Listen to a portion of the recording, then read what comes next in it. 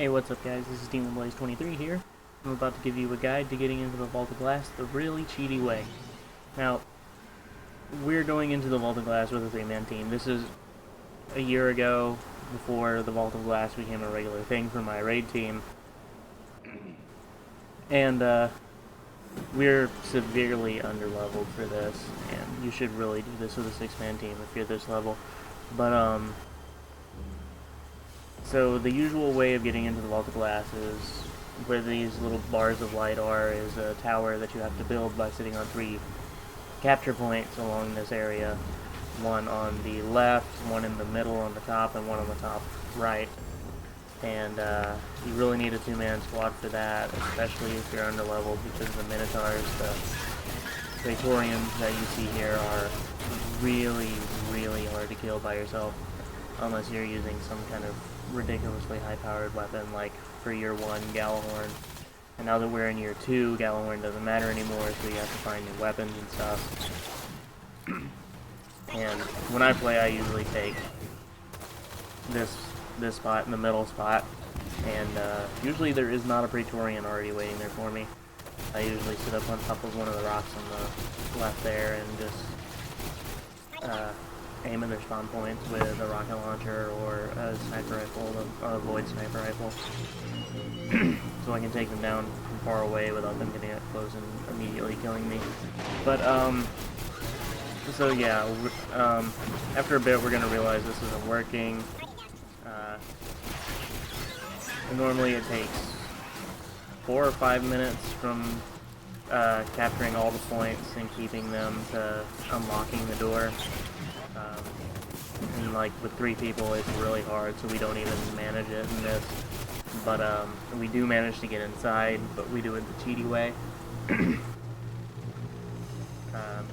Coming up soon in the video, I believe, the friend in front of me, Sindizzle, he's gonna come by on his Sparrow and he's gonna get in the doorway, and then begins the mischief of not telling us how to get into the doorway, and then actually telling me how to get into the doorway without telling our other friend. And we kind of bully the other friend. We know it's all in fun, but we've also known each other for a long time. I've known Sin since almost for 2, and I think that was 2009. Yeah, 2009 maybe. And I've known Boogaloo Crab since his old account from 2008, back on Grand Theft Auto 4 on the PS3. And yeah, these guys basically cool, and you see Sin is now in the doorway and we cannot get in there, so basically we're just gonna try and struggle bus to get inside now. And we see his Sparrow just then disappearing, and we get attacked by the Vex, and we're no match for these Vex because they're 26, level 26, and we're only like level 24 to 26, so that's not really good enough to handle them. And we do die a couple times before we actually manage to get in. I don't think Boogaloo Crab actually ever manages to get in. You kind of leave him at the door. But yeah, it's our laugh at him. So yeah, for the most part right here we're just trying to figure out how to get in, and normally the door would be open by now if we had a 6-man team, and it would be actually open. It opens from the bottom and opens up like I guess one of those pods from, what's that movie? I don't remember the movie, but it just opens from the bottom and lets something out.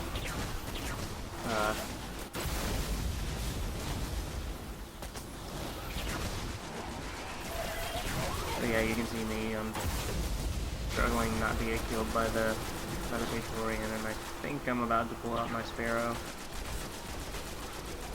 Yeah, there we go. So I pull it out and I just park up right beside it and get off. Now this is a little harder to do now that it's year 2, because they've made it more angular. There's a contextual disembarkment of the Sparrow now, so you don't always get off on that one side like you used to in year 1. and then we see Crab doesn't get in, so we're trying to show him the spot where to get in, he just never manages to do it. So at this point we're just gonna go down ahead into the vault, and we're actually doing it on the mission, so we get up to the end of this part and it's not blocked off by a wall that's there in patrols. You can still do this in patrols by any means. And here we kind of got a little lost, but I mean, it was all of our first time getting in here anyway, so it's to be expected.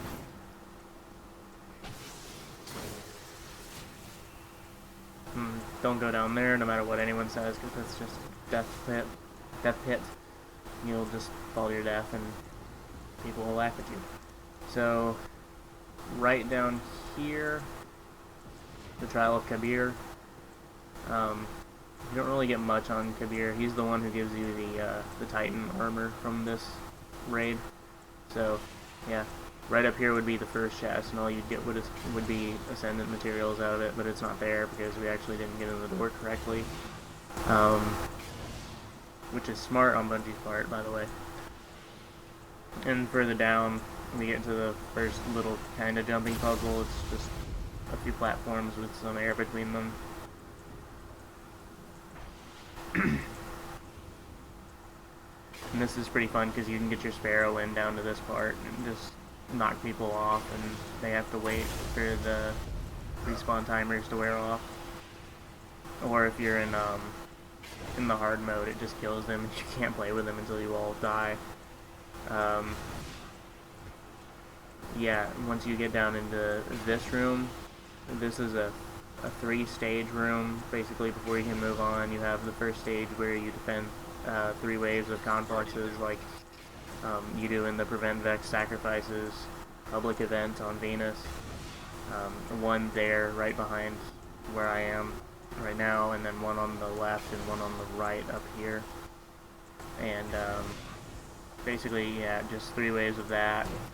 And then the second part is killing the oracles, which is always fun because you're getting attacked by minotaurs and goblins, and you have to destroy these little yellow balls that show up, or else you get marked for death, and it's an insta-kill if the ritual of death goes off by the boss, which is a giant hydra with a shield all around it. And then you actually have the boss fight where you have to drop the shield with the relic and kill it. Well, that's basically it for this Vault of Glass tour. I'm not going to go any farther with it, so thank you. Please like and subscribe. See you later.